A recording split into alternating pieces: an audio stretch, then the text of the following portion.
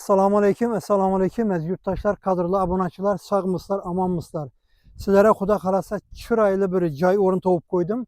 Cay orunumuz Medallıkta koy bakıp, mal bakıp, yaşamandaki insanlar olsa gen mol cay. O darışlık şehirden kıslık adamlar olsa, abonatçılar, Harazım vilayeti Bağat Tumanı Gedek Köprüde yani Artık Atacanov mahallesinde 4 sotik cay orunu tap koydum. Abonatçılar, cay ornumuz gürtürsular.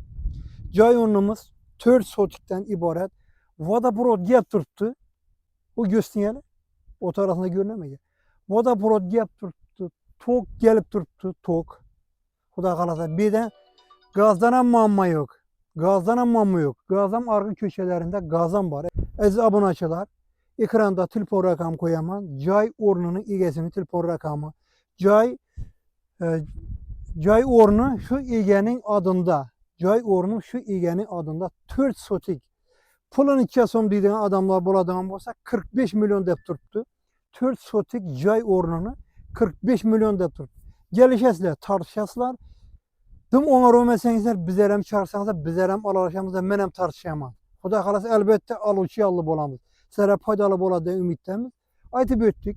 4 sotik cay ornunu Harazım vilayeti Bağat Tumanı Artık Atacanov mahallesinde yani Gedek Köprüde. Abonatçılar, alacaknın hem satacaknın hem amadını versin.